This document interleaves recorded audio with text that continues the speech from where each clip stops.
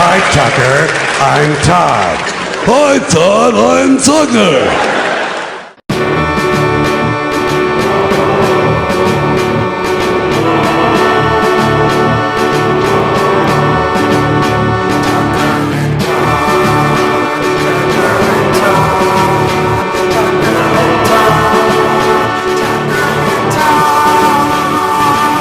For your microphone settings. Oh, I didn't. Thank you for reminding me. Okay, how are we doing now? We are golden. Like Pony Boy? I don't even know how to respond to that. Well, this actually came up recently. I was having a conversation with someone about The Outsiders because I have never read or seen The Outsiders, but I do know that Pony Boy is supposed to stay gold. Stay gold, Pony Boy. I've read the book and I've seen the film. The film is stupid. The book was okay. Was Pony Boy a good guy? He was trying to be. Was he actually gold? It was more of a metaphor for stay, above ground, above water, be good, and stay alive. Oh, so is the story about his struggle to stay above water and survival? Is it about the streets? It is about the streets. The mean streets of Nowheresville, USA?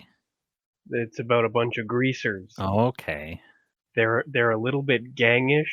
They're kind of living close to the poverty line, that kind of thing. Do they keep getting into snap battles in alleyways?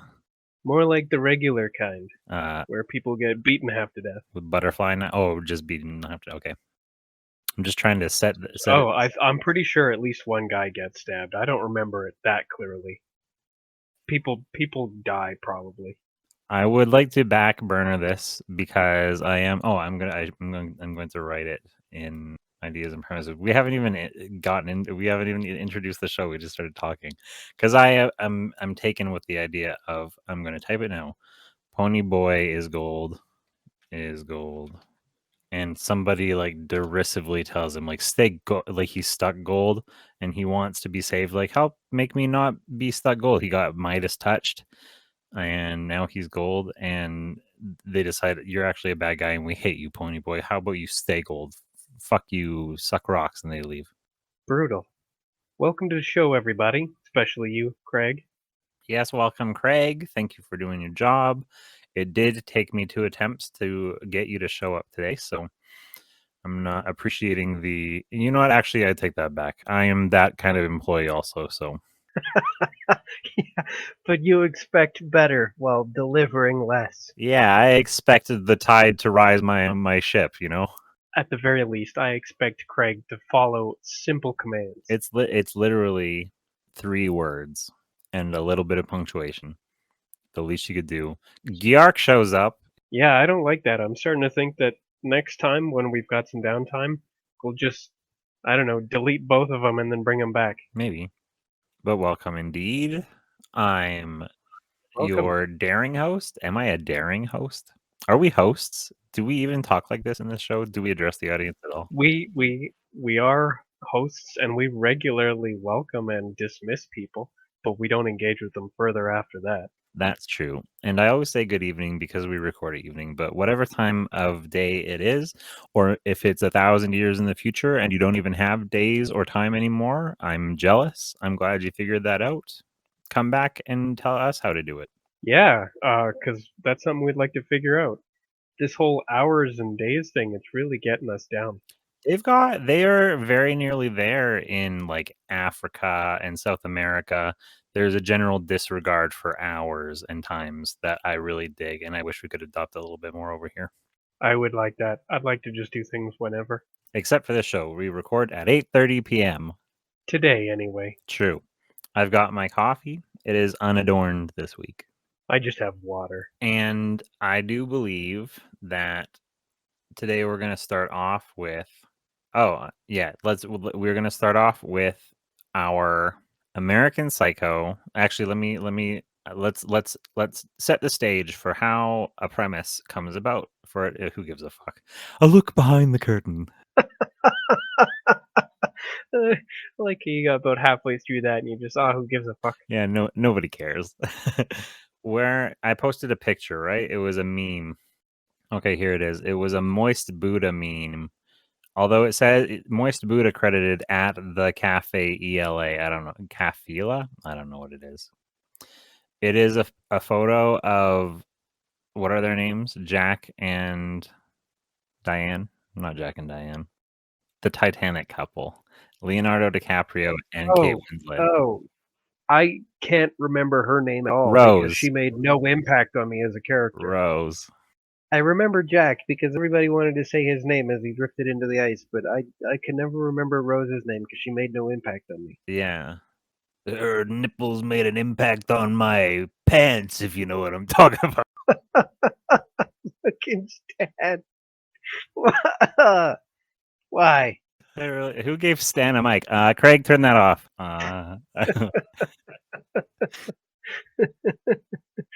Okay. Okay. I remember 1998 staying up for New Year's Eve. I got to stay up with my family and watch Titanic. We rented it on VHS, 2 VHS tapes in a box.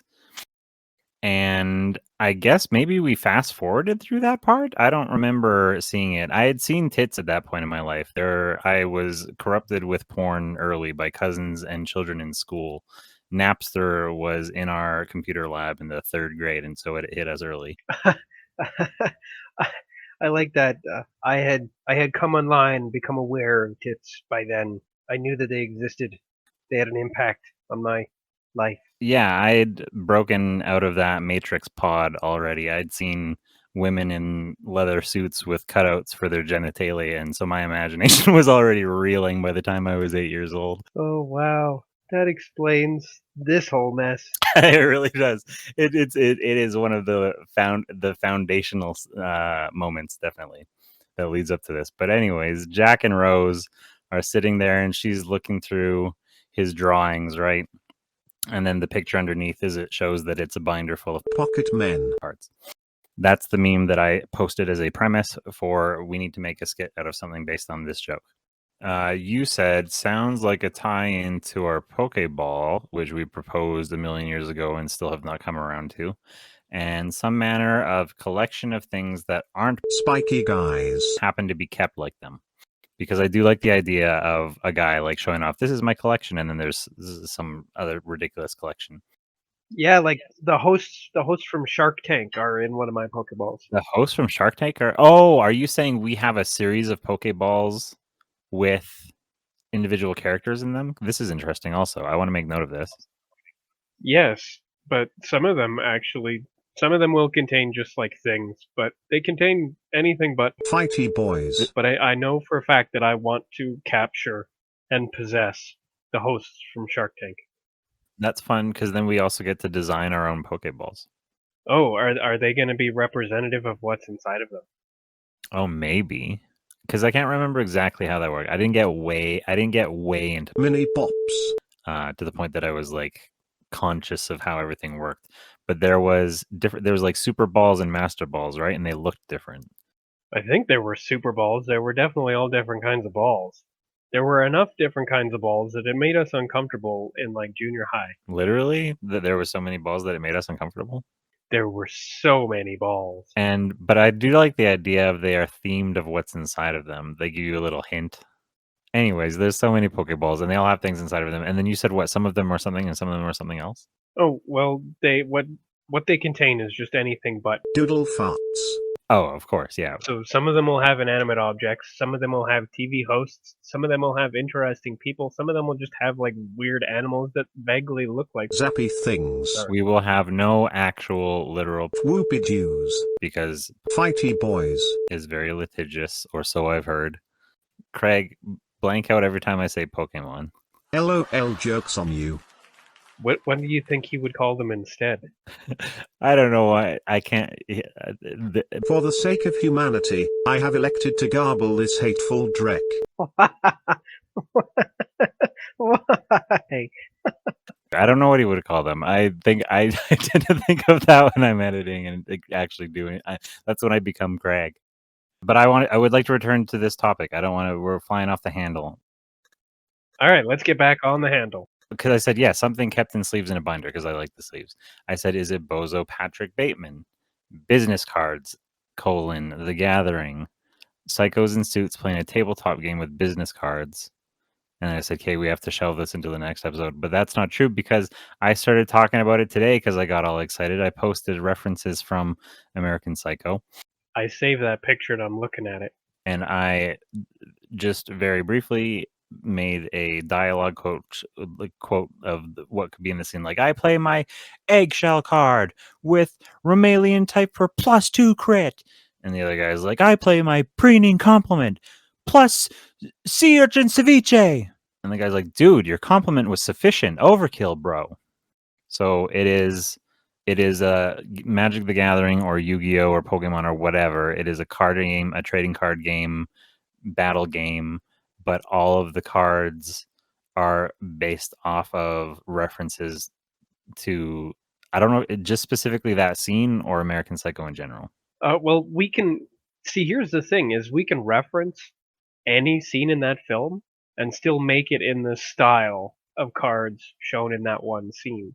So we can kind of do both pretty easily. Oh, that's interesting. Okay, so you know how have you ever played Munchkin? Nope. And if you're gonna ask if I played any other collectible battling card games, the answer is no. Okay. Well, Munchkin it's basically like D&D on cards. I mean, it's Magic the Gathering, but it's kind of very simple little cartoons. And so this could be names, specifically names of spells or characters or whatever. But every single card is it just a business card with the different individual fantasy names? Absolutely. Like one of them will of course be Patrick Bateman himself. And one of like a power up card would be like his fire axe that he used to kill what's his name. Okay, yeah, that's perfect.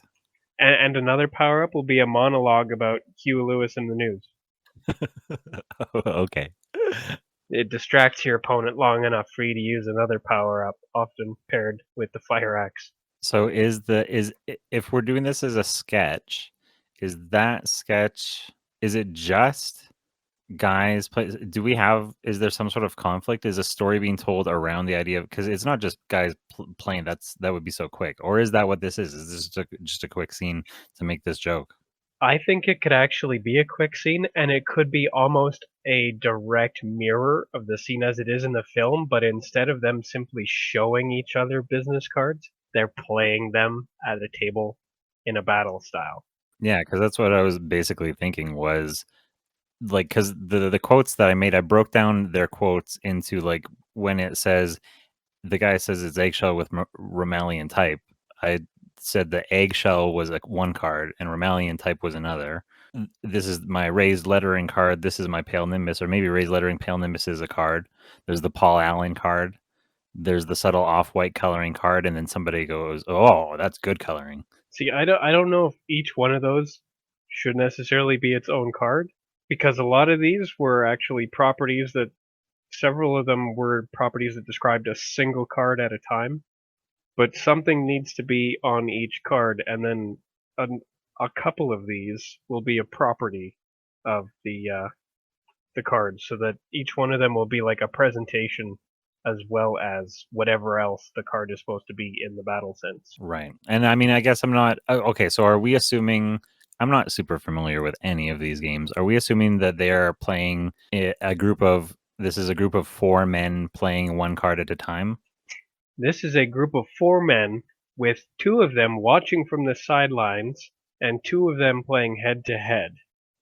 Okay, okay. And they're playing like one round. A round is one card versus one card, and then whatever happens next, and then one round is one card versus one card. Yeah, we're gonna have to do it one card, 1-to-1 at a time, instead of like setting out an entire series of cards, because that's getting close to unmanageable for us to be able to really super them. So do we want to say, because I don't want? Oh, I was gonna say I don't want to have to create too much art, but I just recalled that it is literally just business cards. I like this. I like that joke. Yeah, because they're you don't really have to get real close to them either. They can just be like little rectangular little paper cutouts with like a squiggle or two on them They don't need detail. Everything gets put into like audio. Everything is just described. That's how the scene goes in the film. You barely look at the cards. Okay, I was almost thinking of doing it comic book style, where as they call out their card and slam it down, like there's a frame in frame opens up and shows another angle of the card close up as it's being slammed down. If you want to do that, that's all right. But that does mean you're gonna, unless you want to be a real cheeky dick about it and only make one business card and play the same card every single time, but just like suggest that it's a different one and let the audience figure it out. Well, I mean, because the cards in the game, I mean, the cards in the movie is literally just a white card with black text on it. I was just gonna do white card with black text, but just change the text each time. What would you put some inside jokes on that text? If you're reading this, you're too close. Oh, perhaps in the smaller text, yeah, because the large text is the joke that it's the name of the card. But then in those cards, they had like the pecker and price or whatever the name of the thing was, and like the little details in the corners. Those could be inside jokes. I think I'm really interested to see somebody play the reservation at Dorsia card. And everybody's like, oh, like everybody's really taken aback by it. Everybody needs to be shocked because it's a super rare card. Does he play it against the guy first plays his card and it's a Friday night card, and then the other guy plays his Res at Dorsia, and everybody's like, oh, Res at Dorsia on a Friday night? That almost sounds like player one has to play the Friday night card, and then like round two, player one has to then play the reservation at Dorsia card and somehow connect it to his Friday night card to turn it into like a combination thing. Oh, did he play Friday night as like a buff, or as like a setup, and then the Res at Dorsia is the finisher? Yeah, it turns it into a wombo combo. Ooh, okay, so we can do combos, but we have to do them one round at a time. Okay, Yeah, I like it. no big piles of cards, but yeah, I can live with like adding to an existing one, especially because it lets us do the Friday night reservation at Dorsia combination, which is that I don't know how you beat that, not even with like Celian Braille. This is so funny. Not even with Silly and Braille can be that. I love that so much that it's, yes. So I play my Friday night card. I have to wait one turn, but on my second turn, if I play it in combo with Res at Dorsia, then it becomes a big, yeah. Yeah, Friday night by itself is nothing important. Reservation at Dorsia, it's a little bit more powerful than Friday night, but not a lot on its own. But a reservation at Dorsia on Friday night is a killer combo. But if Getting you a triple go word score. This a triple word score, yeah. I was gonna say if it getting bogged down in details, I don't know, but I'm excited about this whole concept. If you don't play one of three cards, which includes Res at Dorsia, then you are negatively affected in some way.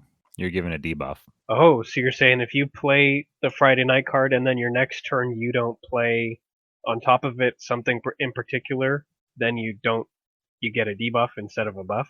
Yeah. I'm alright with that because that means you've got nothing going on a Friday night, you worthless son of a bitch. It's so funny. Look at the tasteful thickness of it. Okay. Okay. Oh, here's one. There's some cards will have two different versions of the same card. Now that might not make sense, but I'm gonna explain. You play one, and then your player one plays one card, whichever one it is. Let's say it's the return of videotape, and then player two plays a card, and then who knows which one it is? Maybe it's the fire axe.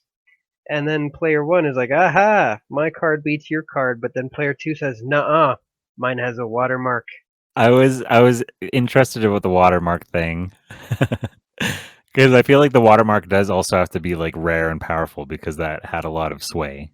It even has a watermark. Yeah, exactly. They look at it and they look at this guy's one card and it even has a watermark. Watermark means it's some kind of special edition and it's more powerful, or it suddenly beats out other cards that it otherwise wouldn't. Watermark is the same as holographic?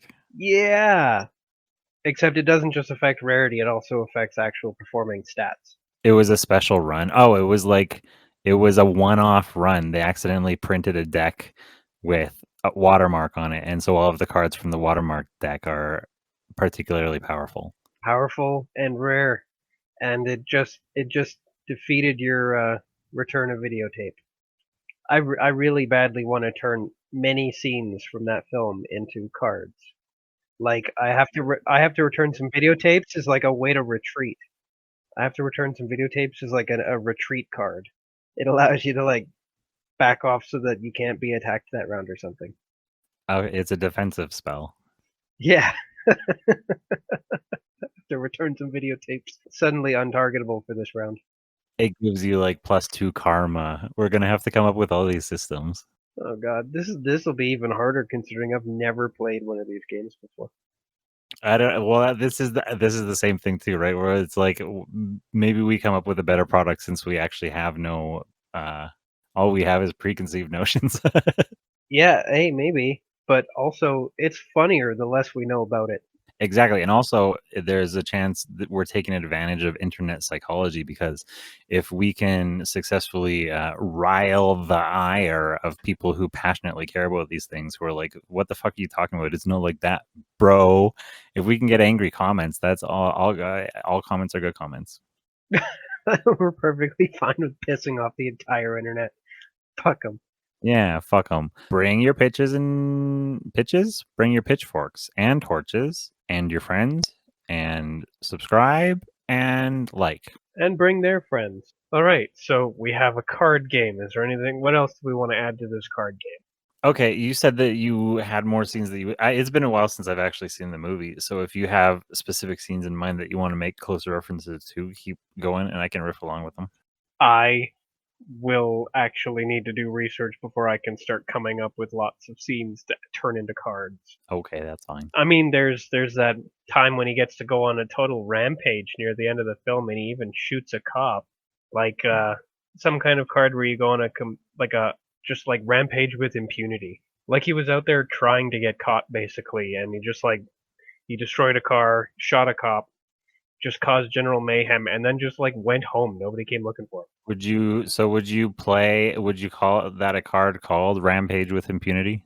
Yes, I would. And then is the follow-up card Go Home? Yes, actually, that's what the cost is. Because if you play the Rampage with Impunity, you get to damage your opponent or whatever, and they can't act. They lose a turn, but then you lose a turn next turn. That's the go home portion. Oh, so you play Rampage with Impunity and it gives you a condition with a 1 turn delay called Go Home. Correct. But it also puts a lose a turn. It's an interrupt on your opponent. Yes, basically you take your opponent's turn away now at the cost of your turn later. Is it immediately the next turn? So your opponent is stunned. They can't take their turn. So now it comes back to you, and with your turn, you just go home. Well, you miss a turn, basically. If you play the Rampage with Impunity, that card always plays first in a round. Always goes first. In fact, there will be, instead of a turn order, there will just be like priority on the cards. Some cards will activate faster than others. And Rampage with Impunity always plays first. Your opponent can't act. They lose a turn. You get to Rampage, and then next turn you miss your turn next turn. Rampage with Impunity is a high haste card. Yes, it's basically it's a high risk, high reward kind of thing. Because if you can deprive your opponent of a turn and then like finish them in that time, you win, no problem. But if you're in danger of getting behind, then that next turn you lose is gonna kick your ass. I feel like a game designer now. Yeah, well, that's what we're doing. And this is going to be good practice for our spoiler alert Tucker and Todd trading card game. Oh yeah, and they're gonna have to include some references to this stuff as well. But there will be others, like of course the wet ass Pacific. Oh, definitely. I mean, literally each episode title is going to be a card. I think each sketch is going to be a card. I think each episode would actually be worth several cards because of just the content. Maybe the episodes are decks, and then there's like 12 cards or whatever, however, maybe it's 6 to not put too much pressure. Six There's is 6 probably cards. closer, but like just as a for instance with the wet ass Pacific, one of the cards can be like, well, Stan comes in with a helicopter, right? It's some kind of aerial attack. Stan and helicopter, Yeah, exactly. Like each major plot point of each sketch is a card, sort of. and of course the wet ass pussy monster itself can be a card. It'd be a rare one. It'd be one of those holographic ones because it's special. It's the actual boss. It is a boss, yeah. And there's room for there to be like 9 different Columbo cards. Ooh, I like all of the different Columbo cards. Like not just like in different outfits, but like in different sort of states of Lovecraftian monsterdom. We have several Hitler cards, but they're like either the Hitler is blanked out or they're like it's an unplayable card. It's just a lose a turn card. Yeah, it's a Joker card. If you draw this, you lose a turn. Every deck will have a Joker, maybe. Or I guess that maybe it's even like a pawn sort of card when you know that your opponent is about to play something huge that you don't want to that you have no defense against and you don't want to lose one of your good cards. You have to play one of your Hitlers. Ah, I like that. It's a sacrifice. You throw those guys up to take nasty hits so that your precious cards don't. Yeah, I like that idea. Yeah, I'm perfectly fine with sacrificing Hitler. We also sacrifice Basil Faulty. Poor Basil. I was going to ask, so after you have lost a turn from Go Home, what are there any effects left over of that card, or that card is done and it's the next round? It's done by the next round. It's basically you do damage while depriving your opponent of a turn, and then the next turn you lose a turn. You lose a turn. Does it put a debuff on you that makes you vulnerable for the next turn? I don't remember what happens. You go home. What happens? He goes home, and is it just over? He goes home, and then it's just over. Nothing happens to him. So, in the context of the game, he just takes the initiative, gets to do a bunch of mayhem, and then has absolutely no consequence. But the go home part should signify that you take no action. But you're still vulnerable in case somebody else comes after you. Okay, so it's not. I was gonna say, is it like a nuke card where if somebody plays that, then maybe they can't win, but it ends the series or whatever, Nah, or the it's match? strategically it would just be for trying to deny your opponent a specific action. Like it's kind of like instead of sacrificing a Hitler, you preemptively destroy whatever card they're going to play on you. Okay, so it nils that card. The whatever card they were about to play for their next round. It makes that's interesting. So whatever card they were about to play for their next round, it makes that card unplayable. It cancels it, and Yeah, so it they goes have in the graveyard or whatever the discarded cards go into. sure, and so they would have an opportunity in that moment to then play a Hitler, and that would be wise strategies to play a Hitler there because then don't waste it. Yeah, that would be a good time to play your Hitler Oh fuck! But if there's you no knew that Hitler you're in this game. We're going back to this oh is now the right, Patrick Bateman I game. forgot. But it would be a good time to play a sacrifice card regardless, if you knew what was coming, because in this case, player A is playing the Rampage with Impunity under the assumption that player B is going to unleash some kind of similar mayhem. Sure, a sea urchin ceviche. Brutal. But then, so what is a sacrifice card in the Patrick Bateman game then? Friday night if you don't have a reservation at Dorsia. Oh, very good point. Oh, so smart. Fucking hell, this is a good game. But see, in this instance, if somebody plays a Friday night and you have reason to assume that they have a reservation at Dorsia, then you would play your Rampage with Impunity so that they can't, so that the card they're about to draw, this reservation at Dorsia you assume, is totally shattered, and thus, then next turn they take the debuff from having nothing to do on a Friday night. Okay, so I like the idea. So in this sketch, somebody play. So we're gonna need to have these things happen then, because this is too good not to have occur in the sketch, where somebody is trying to play their Friday night. No, somebody sets them up with the Rampage with Impunity. Yeah, first the turn just before the Rampage with Impunity is played, the Friday night card is played. So turn one, Player A plays who knows what card. Player B plays the Friday night. And Turn 2, player A gets to immediately play Rampage with Impunity, while player B was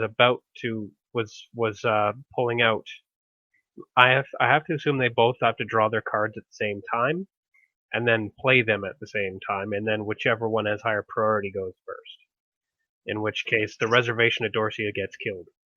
So so the guy plays Res at Dorset. So do they? Okay, interesting.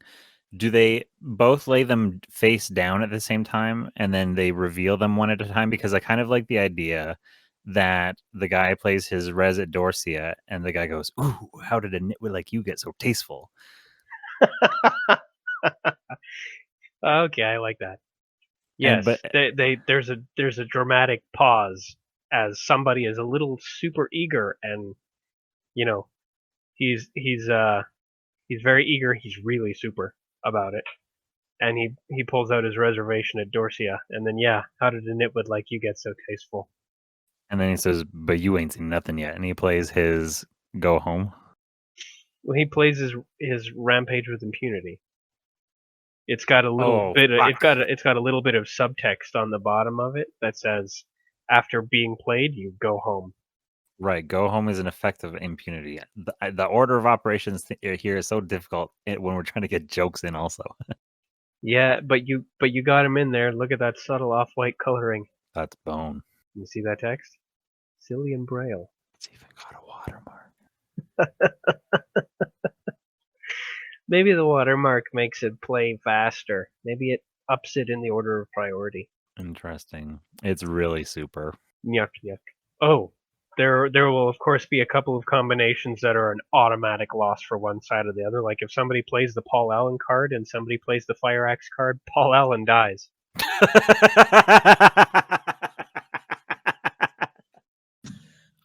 Poor Paul Allen. Yeah, well, tell me all about your Reservation of Dorsia now, you fucking stupid bastard. That is so funny. Okay.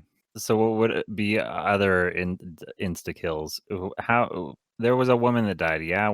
How does the woman die with the axe? She dies from a chainsaw. Oh, chainsaw. Yes. Okay. So there has to be a chainsaw then. Yeah, chainsaw versus poor, already pretty severely abused hooker. Okay. Well, she needs a better name than that. Long-suffering sex worker. Does she have an actual name in the movie? I don't remember. I don't know which person is when I look at these. Who is Willem Dafoe? What the heck? He plays a detective. He's investigating strange goings-on and disappearances and stuff, and he starts investigating Patrick Bateman, and then nothing comes of that either. Like, he gets away with everything. So do we have a character? Do we have a card named after the cop then, and it is ineffective? Gosh, he really is, though. Does that mean that you would play the detective as a sacrifice card then, maybe? Yes, I think that would be the correct choice. All right, I think the sex worker's name was Christy, or at least that was her, chosen name. I mean, maybe we can do a play on how that archetype is always sort of given a forgettable name. Well, that's why I would have just had it be like long-suffering sex worker. Yeah, inconsequential harlot. That's just mean. I think my idea is almost supportive of her because sex work is real work. And so is suffering. Isn't it ever? Okay, what has tasteful thickness? Who said? How is that does come across? Is tasteful thickness a spell? Is tasteful thickness something somebody describes one of the cards? I don't know. Oh man, I got to get my mind out of the gutter. Well, I know that because that's what we were talking about, a long-suffering sex worker, and then I mean, obviously the first thing I thought of was somebody looking at somebody's throbbing member and exclaiming, "Look at the tasteful thickness of it." Oh, I wasn't thinking of anybody's throbbing member. I was thinking about somebody's thighs. Are we looking at a lady with one leg? Look at the tasteful thickness of it. Oh, god damn it. Then it's Columbo again. No, I don't want him in this one, please. Well, then no one-legged ladies. Because that's just Columbo baiting. That's exactly what it is. Columbating. Columbating. Okay, columbating is a thing. Oh, I'm so glad. Okay, tasteful thickness seems like one of those cards that gets played off of another card. It's one of those move enhancers that turns into a combo. So what would benefit from a bit of tasteful thickness? No throbbing members. I'm thinking maybe. Well, I mean, we. Oh fuck! It's so tempting because there's a that's bone. That's bone. Look at the tasteful thickness of it. Look at the tasteful thickness of that bone. Okay, no, Damn we're it. moving past that. Tasteful thickness you play on top of pale nimbus. What's so great about a tastefully thick pale nimbus? Well, I guess pale nimbus is the color, right? I see nimbus and I think a cloud. But why would there be a cloud? I mean, there still can be right on the cover or right on the face of the card. There can be like an actual pale nimbus. Damn, tasteful thickness. Is this really where we get hung up? Well, because it's just so hard to get away from making it sexual. I think. But it Is has that to be are you? tasteful. It has to be tasteful. How did an Nitwit like you get so tasteful? Oh, maybe that's interesting. How did a Nitwit like you get so tasteful? Simple. I found one of these tasteful thickness cards. Interesting. Funny you should say that. Slam. You ain't seen nothing yet. Yeah, okay. So okay. How did it look like you get so tasteful? You ain't seen nothing yet. So plays his tasteful thickness card. You son of a bitch. Oh, let's just say it's an enhancement to literally any card. Oh, okay. It's just a +1 to stats. Yeah, it gives any card you've already played, or rather any card you currently have in play, a tasteful thickness. Okay, yeah. Duh. That was so easy. It's just a buff card. I guess I'm just a fucking idiot. Moving on. I do feel it's important that at least one of them does have. We need to involve raised lettering or pale nimbus in some way. Yeah, Pale Nimbus will be a card, and Raised Lettering will be a lot like Tasteful Thickness. It's just like a buff card to enhance something you've already played. Oh, he plays his pale, or does he play his pale nimbus card and it's got the raised lettering buff on it? It's just that simple. Yeah, he can play next turn. He can play the Raised Lettering. He can play the Tasteful Thickness. He can play the Cillian Braille. Okay, so is the idea that pale nimbus, like I know we are some things are literal translations and some things are jokes and some of the whatever. Pale nimbus is a cloud. I play pale nimbus and it is a like a stun or whatever.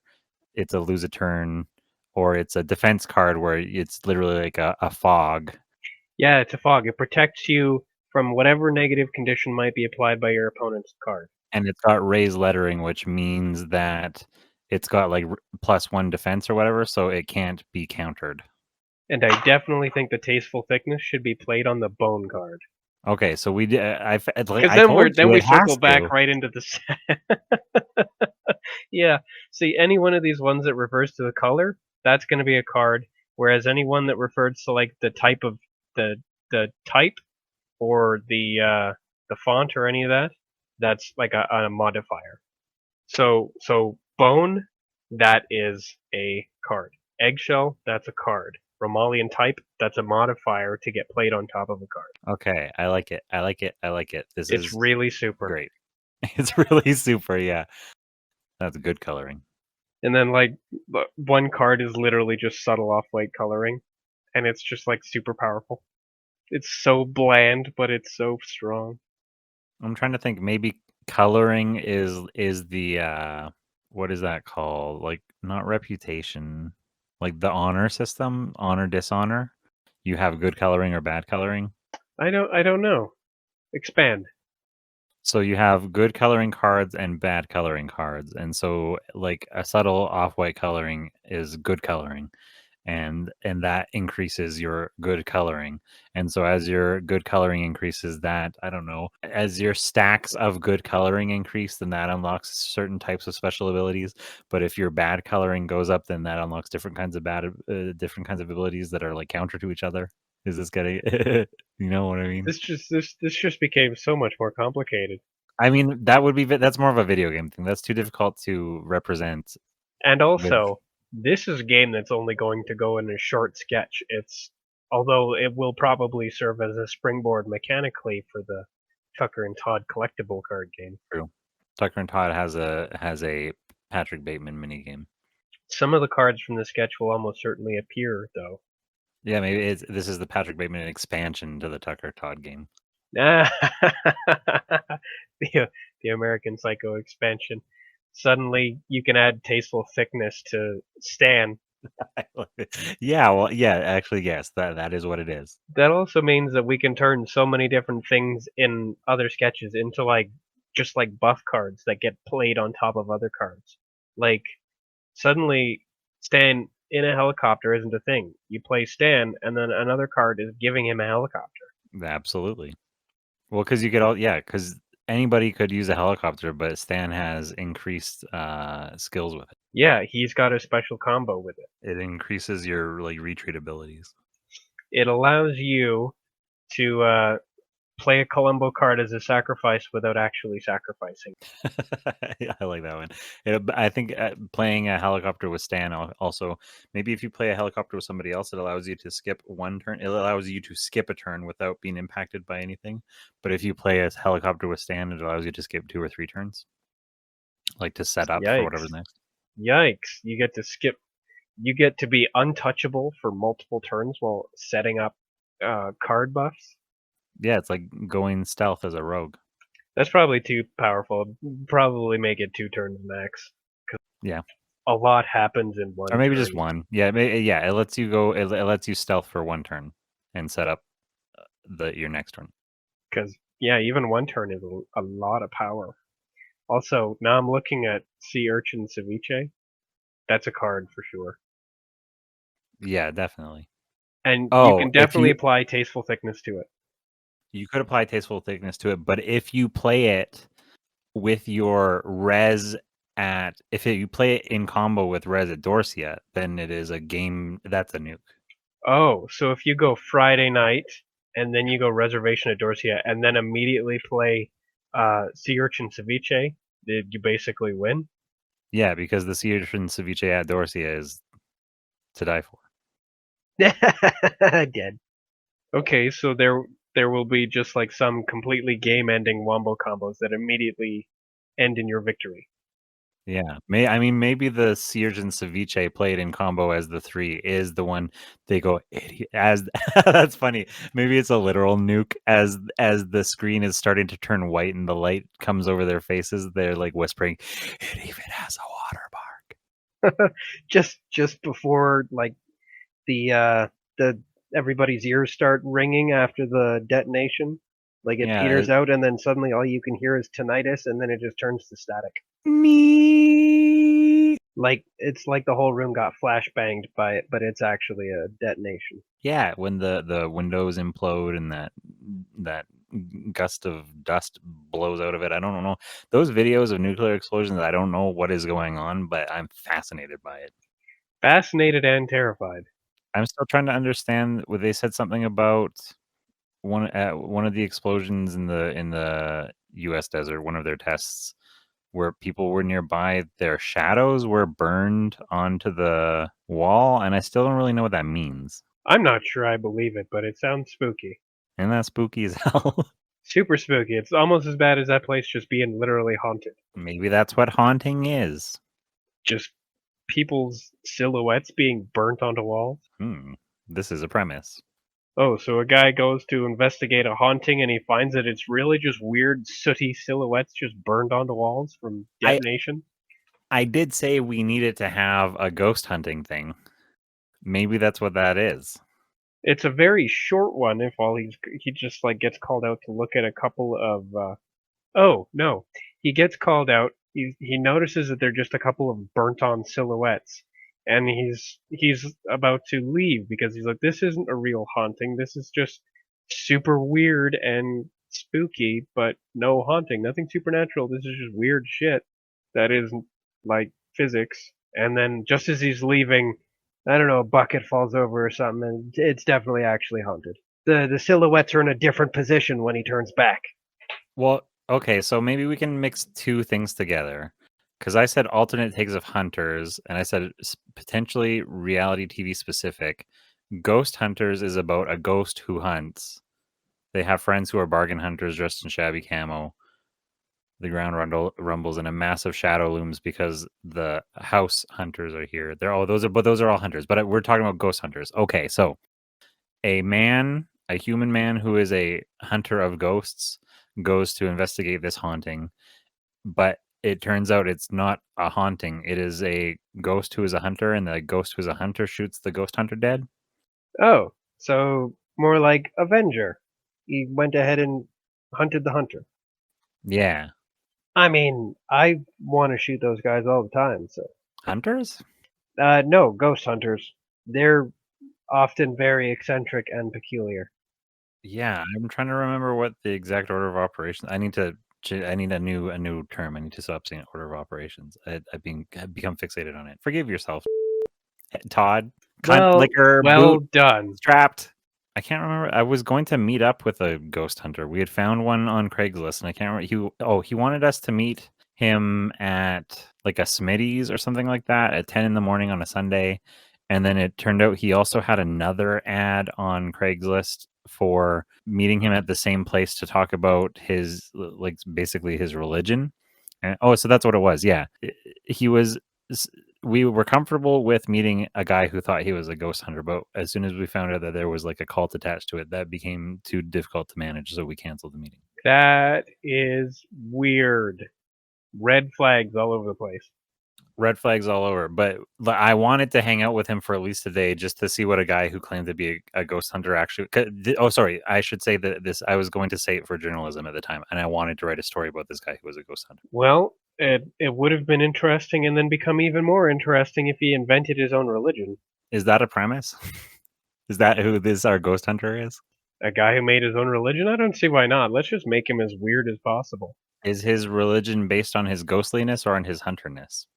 Foolish mortal, you make a distinction where there isn't one. Does he have? So are the members everything? All of our cults. Does he have a religion, or does he actually have followers, or is he just constantly trying to get them? He has 0 followers, but he thinks that he's invented a religion because he's developed this system of belief about death, ghosts, and life after death, and he thinks that that's an original concept.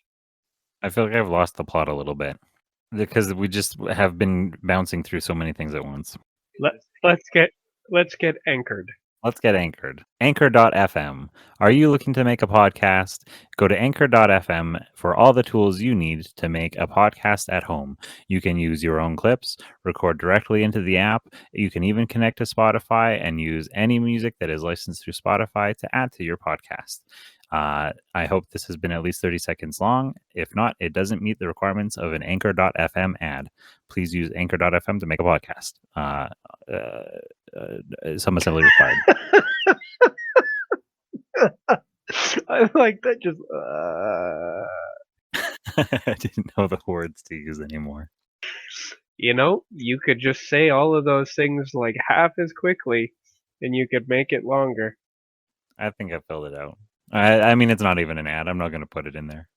But you could. It will remain in, but I will not attempt to attach it to monetization because we are Canadian citizens. Right. Of course. Like I said, maybe if we're good enough, they'll make an exception. I'm just going to wait for our 1,000 views on YouTube so that we can monetize that. And then for somebody to twist our rubber arms into starting a Patreon. I'm waiting for that as well. And then once some bucks come in, we can actually get some kind of involvement in some kind of podcast host that will actually allow us to monetize that. They're obviously out there. Well, obviously. Anyhow, returning back, are we interested in House Hunter? Did we have any more to talk about card games? I think we've milked that card game for all the bone that it's worth. The bone, the tasteful thickness of it. It's really super. We've milked it of all the bone? Is that what you said? That is what I said. We've milked all the Cillian Braille out of it. Do you want to milk my Cillian bone? You ain't seen nothing yet. Anyway, we milked it so hard we left a watermark on it. Ew. Please leave all your watermarks on the curtains. Ew. That's so funny. I had a wet dream and it left a watermark. Nasty. All right, are we on to House Hunter guy now? Is that what we're going to do? Well, it's... if he's going to invent a religion, it should be based on the idea of life after death and ghosts persisting on the planet, with the total unironic belief that this is an original concept rather than basically the literal beginning foundations of religion on planet Earth. So is it? So are we saying that this is a ghost? So is it a mortal man who is a hunter of ghosts and he started a religion, Yeah, or he's he he's started a trying to start a religion religion? based on this thing because he's found proof of ghosts. He's like, ghosts are real. I'm now figuring them into my religion about that involves the the the human soul persisting after death. Although he can't call it a soul or a thetan, he's gonna have to call it something else because he wants it to be an original concept. And he wants to sell it like it was his idea. Oh, is that what he's been claiming? He's I been came saying up that with it. everybody else is ripping him off. I came up with it first. How can he? What claim does he have to that? What evidence at all? How can he say that? Well, because he can go ahead and say, prove that they found it first. Oh, sure. So because he actually has proof, okay, I'm coming around on board to this idea. He has proof that ghosts exist so that he can actually say my religion is real. Show me proof of a Jesus or a God or anything else. You can't. Pretty much. Okay. Does he have a reality show to show all of the ghosts that he has found? Okay. He's a ghost hunter. Has he killed a bunch of ghosts so he's got a room full of ghost heads on the wall? Oh, well, in that case, you need special glasses to see them, so he gives you some glasses to see his trophy rack because otherwise it looks like it's totally empty.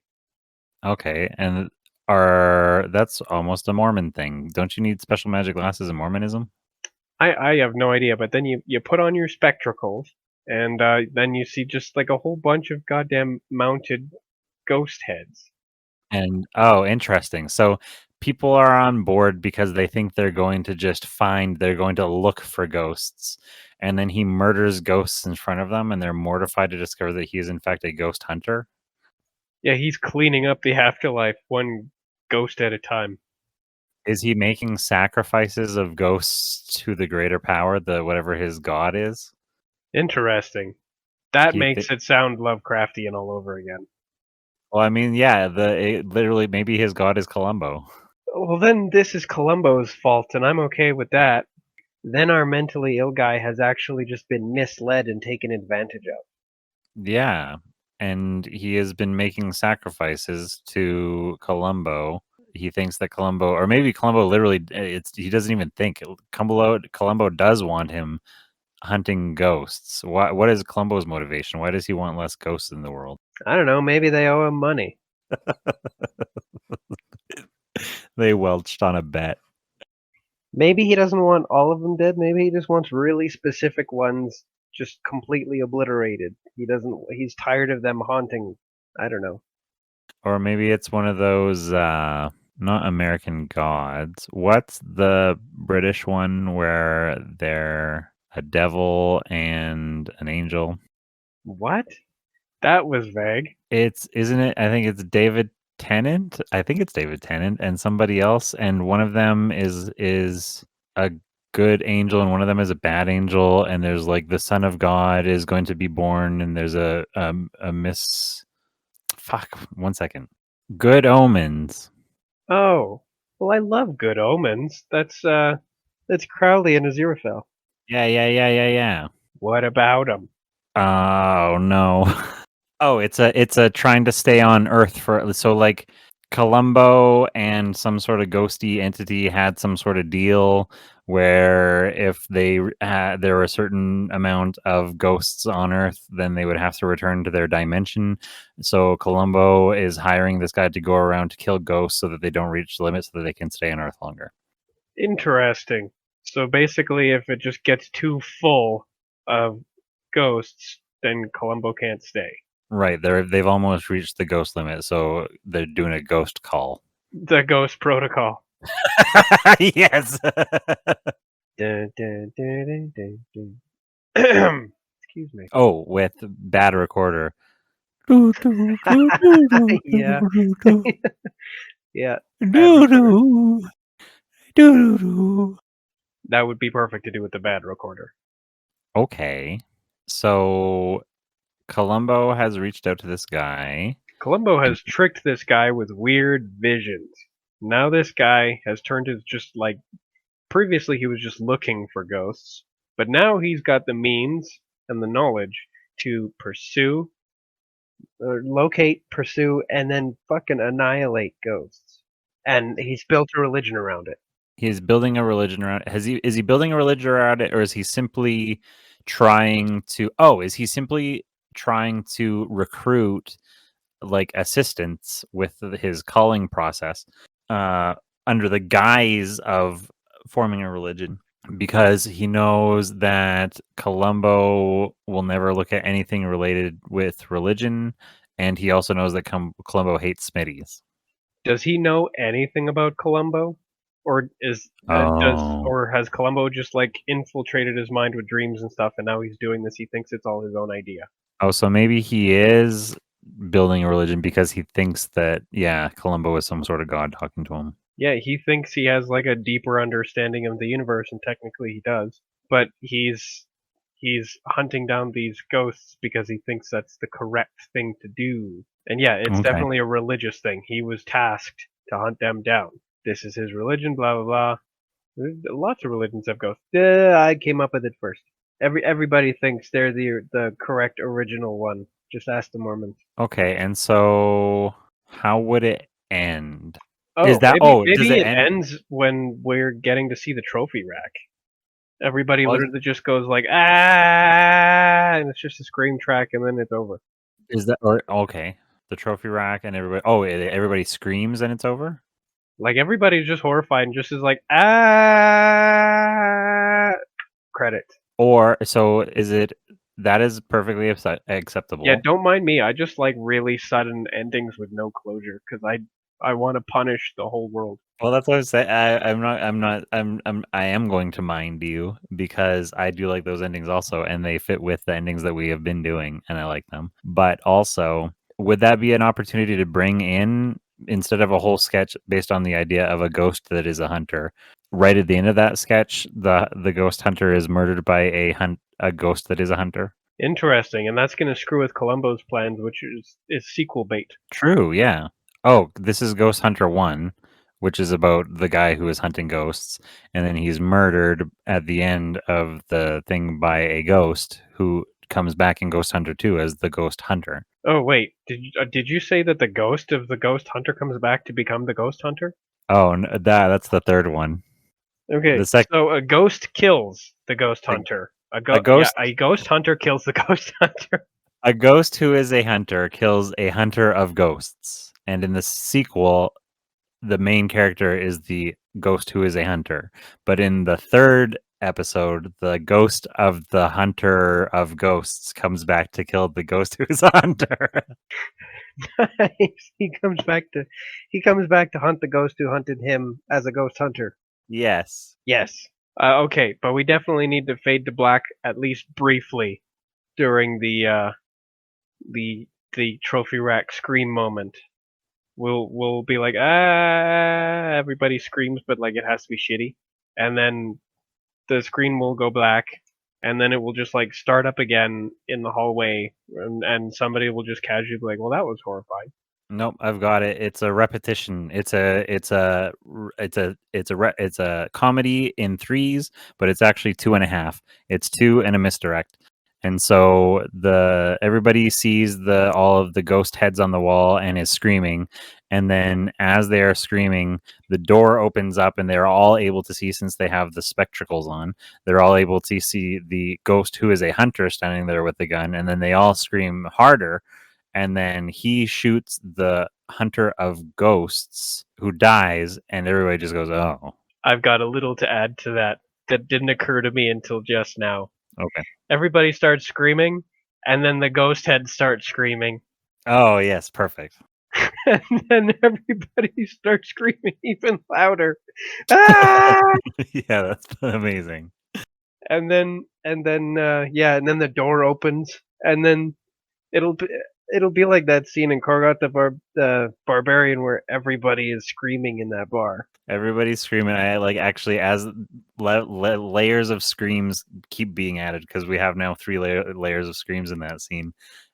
The audio literally starts peaking, and it cuts to Craig with his headphones on, like grimacing as he's editing the episode. Oh yeah, I like that. He's got tinnitus now. Ugh. Yes, we scream upon seeing the heads. Then the heads start screaming along with us. We start screaming even harder at the heads scream, and then actually the door opens, and then not only do we pan over to look at it, but the heads turn to look as well, and then we see the ghost hunter. I'm gonna call him that, the ghost hunter, and then we all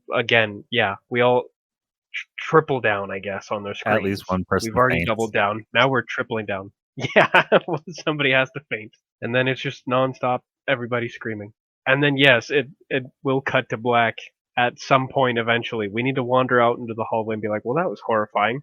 But there needs to be a moment where the ghost hunter kills the ghost hunter. And in fact, I guess we could fade to black when there's.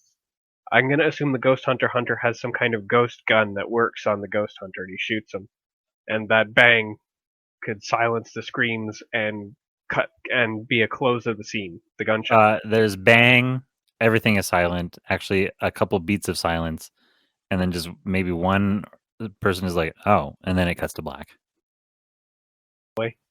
And then back out in the hallway. Well, that was horrifying.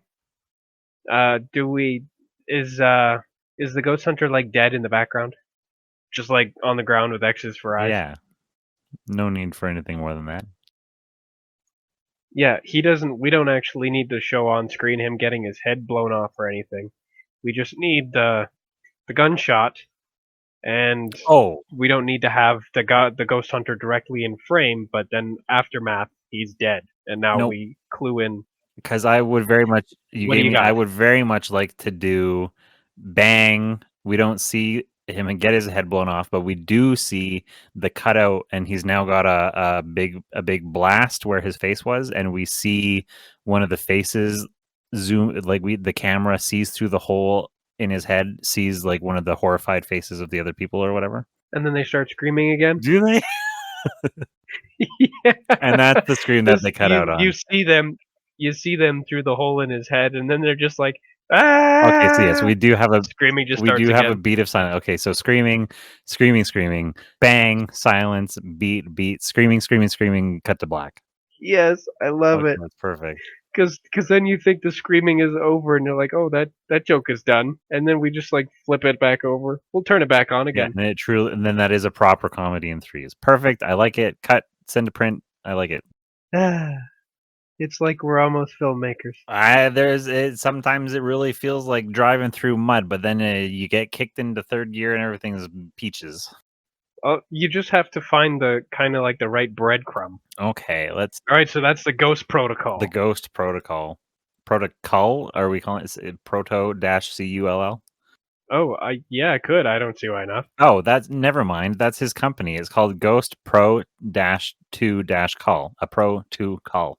Yeah, I'd buy that for $1. It's on the side of his van.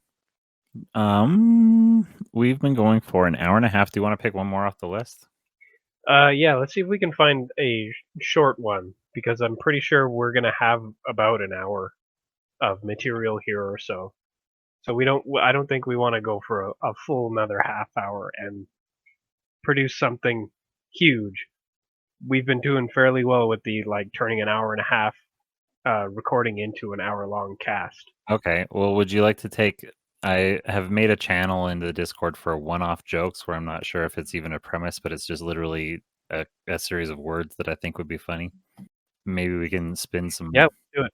So I said there's two characters and they are looking for a fence, and that can either be a fence, somebody to sell their stolen goods, or a fence like, a dividing barrier. And I don't see why one of them can't be looking for one while the other one thinks they're looking for the other.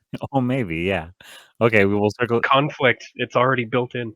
We'll circle around to that. And so they've been searching, and one looks around and they go, no fence. And then one says, none taken.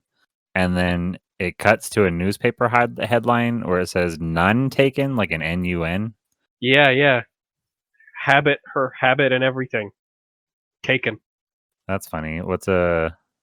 The habit is the... well, no, I know that, outfit. But she's got a bad habit. Nobody's heard so much as a whimper from her.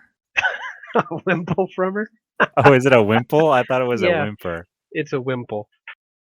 It doesn't have to That's be perfect, so it just has to sad. be close enough. Not so much as a wimple.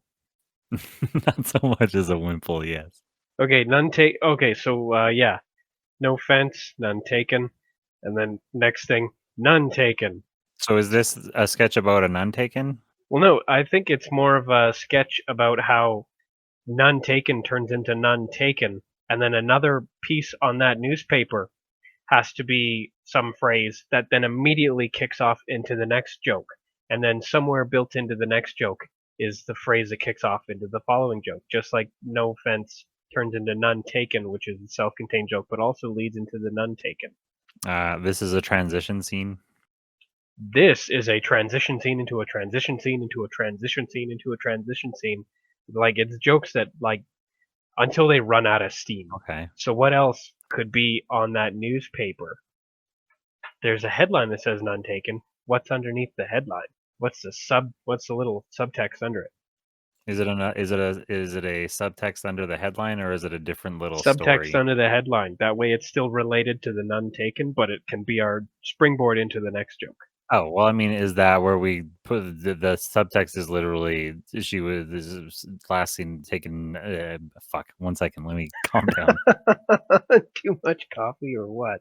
No kidding. Okay. Is that where we'd say that she was taken without so much as a wimple? I don't know So we because I work don't know that how in. we can use that to springboard into the next joke. The next joke is a headline which says "Wimple running the next election." I don't think we should go from a newspaper to a newspaper. Okay. Oh, so does it like maybe it it scans down to one of the photos on the newspaper and then it zooms into the photo and then that's the scene where the next little joke is taking place? Oh, I like that. I like the zoom into a picture and then suddenly that's where you are. Yeah, camera tricks. That's one of the better tricks. I mean, so maybe this is a chance to bring back some of our little jokes that because I really liked the beating the dead horse, but I don't I don't know. Do you remember beating the dead I horse? do. I remember the dead horse being somebody's wife or girlfriend living in a trailer. And we, come on, come on, it's time to stop. So maybe that's where we go to. We go down to there's a newspaper headline about how domestic crime has risen in the city, and then it zooms into the photo, and now we're in the cops leading the the horse away from his dead horse. Yeah, perfectly human husband getting led away from this dead horse. Like it's just a dead horse in a veil, in like a bride's veil. It's still wearing the wedding dress. Right. Oh, well, because I think we had also said that like he was maybe he's in the car with our Fargo cops, and they're talking to him about, "Come on, man! Everybody told you you had to stop." Yeah, like we do whatever we can to avoid actually stating the joke outright because it should be super clear from the context. Okay, so is he super? He's because I think at one point we had said maybe every character is a dead horse, but you're saying he's a human man. Is he stereotypical wife beater? He's got a wife beater. Exactly. He's got a wife beater. He is stereotypical. They're living in a trailer. Like like we need all of the kind of stereotypical ingredients in a domestic disturbance situation. But it's fast. So the photo that we see when it's on the newspaper is this guy in the back of a cop car, and the headline says domestic crime rising by blah blah blah. And it zooms into the car, and we are in the car, and we see as the car is driving away out the back window, we see a lumpy body of a horse, a beat up, bruised horse in a wedding dress. And then they're telling, "Come on, man! Everybody told you you had to stop." Yeah, yeah, I don't see why not. So it's very fast. It's all in one frame. So are you saying that would then transition to something else? Yeah, I don't see why not.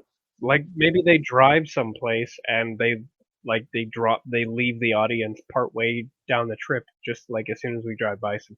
Oh, did you say we drive by some people and then we're left with those people? Yeah, like we're following along the car, panning along behind them, but like they drop us off as soon as we drive near anybody. And then it changes angle from behind those two people as they see the car drive by or whatever. And now we're with these two people. and whatever conversation they happen to be having. Let me look very quickly through. Oh, are they talking about? Oh no, I was gonna say, is it that the? Oh, are they talking about Helen Disingenuous? Yeah, sure. Hey, did you see Helen? Did you see the last episode of Helen? Does it then cut to Helen? Yeah, I don't. Yes, but first, like, of course, they say, "Did you see the last episode of Helen?" And then the other person can either say yes or no. If they say yes, then they say what their favorite part was. If they say no, then the first person says what their favorite part was, and then that immediately leads us onto the set of Helen Disingenuous. And was Helen's guest the guy with the GoPro? Oh my god, I so want to be angry at that guy, but I want him to be in a whole sketch so I can shit all over his life Okay. for a long enough time. But that, like, we can lead into it as, like, he can just be a guest, and then later he shows up again in a sketch. I was just thinking, who's to say that all of these can't just be little trailers of full sketches that we do later? At the very least, they can be nods. Yeah, references. You know I love to make a nod. You are naughty. That's why they call me Tucker. Stop that. That's silly. Too silly? I don't know. What is too silly? I think we've brushed along that threshold many times. Of too silly? I had a friend in high school who used to tell me all the time our friendship was based on making fun of everything and stupid over the top jokes. And then every now and then he would be like, "Hey man, you're going too far."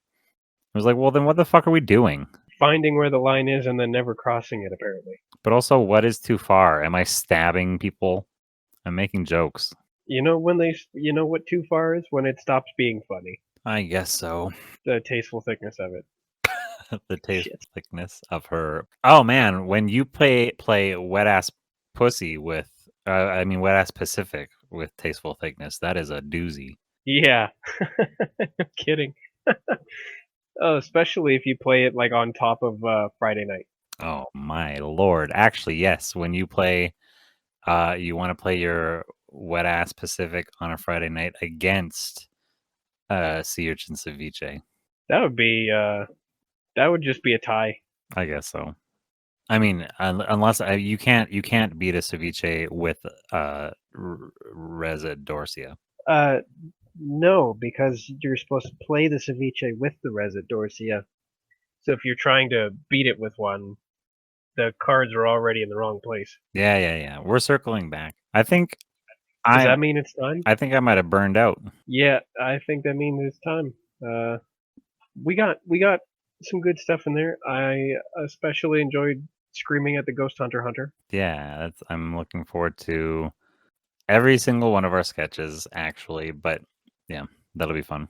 And the really shitty recorder theme of the Mission Impossible. Yeah.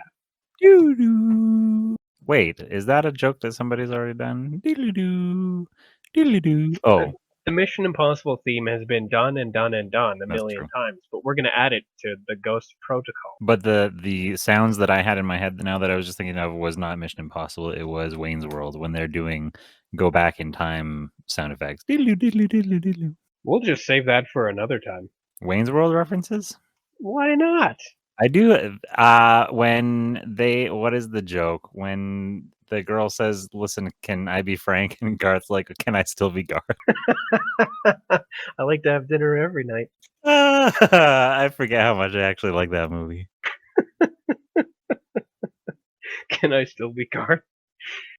Okay, Yeah. we need to have a "Can I still be Tucker?" Wayne's World needs to Can show I still up. be Todd? It needs to be the single vowel, single syllable. You think? Yeah, I think it should be Todd. I don't know if Tucker's I've got worthy the of that glasses one. and the pointy out hair anyway, so yeah. Can I still be Todd? Can I be Frank? Line. Sure. Can I still be Todd? Is it Frank though? Yeah. I mean, can I be? What else I would mean, I maybe say? it has to be because that joke was he's so stupid he doesn't understand that when somebody says Frank, they mean they're referring to the name. I'm so stupid that somebody's like, "Can I be Ernest or something?" I guess Ernest is the name as well. Ernest P. Worrell. I mean, yes. Can I do blackface? Absolutely not. No. I'm trying to think of a word that's not a name. Can I be I perfectly do. candid with you? Sure. Can I still be Todd? I'm gonna pretend that one seems like a name. Yeah, like he's like, yeah. It's not a name, but he thinks So it's a name. he's dumber than Garth, Yeah, that's at the least idea. for that brief moment.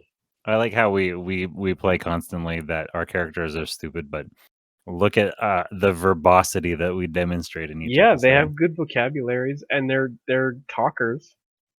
They're not socially inept until they're talking to a cow. It says that a Polish nun, their wimple is called a cornet. And isn't a cornet also an ice cream? Do we have a character who is a nun who is an ice cream? A coronet is a crown. Well, this is not a coronet. This is just a cornet. Oh, cornet. Cornet. Yeah. Like Cornet. Cornetto. Italian ice cream. Yeah. Yeah. So she's a nun ice cream. Whatever. I already declared it at the end. I do not take accountability for that idea. A nun is an ice cream cone. That's now a fact. Yeah. All right. I think we're pretty much ready to wrap this up then. I agree. Thank you, everybody, for joining us. Thank you, Craig, for doing your job and not leaving this time. It's quite literally the least I could do. Yeah, that was very impressive, and thank you everyone for sitting through this. Thank you, Tucker, for coming along on this adventure and providing a sounding board. Is that what it's called? I suppose so. Well, sounding. Oh, that's sounding is a technique where you Probe. actually, yeah. You know what? Let's never. Yeah, preferably is it a sounder? Is that what you would call the implement? I mean, if we were reasonable people, that's what we would call it. But reasonable people, do they perform this deed? I don't know, but I was trying to work in tasteful thickness and bones and sounding. All right, now we're. You know what? You've gone too far. Aw, man, that was my only face blur. Still just about the only funny thing I've ever written. Just about. If you compare all the things I haven't written to all the things I have, I've barely written anything funny. Can you remember the name of the woman that taught our second composition class? I cannot. I was thinking about her the other day. But I remember annoying her. Oh yeah, well, that's what we're there for. But I feel like we should tell her about our podcast. Oh yeah, we're still doing stuff, and in fact, now we're doing stuff at like we pretend it's a professional level. Now we are annoying for a full 90 minutes every week. At a minimum. At a minimum. About a maximum too. Yeah, okay. 60 minutes minimum. Sometimes closer to 90 minutes. But if you give me 7 minutes or less, I can introduce you to my tasteful thickness. Oh, God. Okay, that was 9 times making the same joke in one episode. I have been Todd. And I have been really super. Oh, well, I've been a nitwit who got so tasteful. No, there was another one that wasn't, you know what? Never mind. My raised lettering is showing. Yeah, that was way to trip over. That could have been so good. That could have been good coloring. Don't you talk about my coloring. That's why they call me Tucker. I'm going to keep saying that till it makes sense. Eventually it will. That's one of those things. Good night, everybody. And good night, Craig. Good night, Craig. Good night, you pair of pale eggshell sea urchins. Fuck Tucker. Tucker sucks. And fuck Tucker's friend Todd.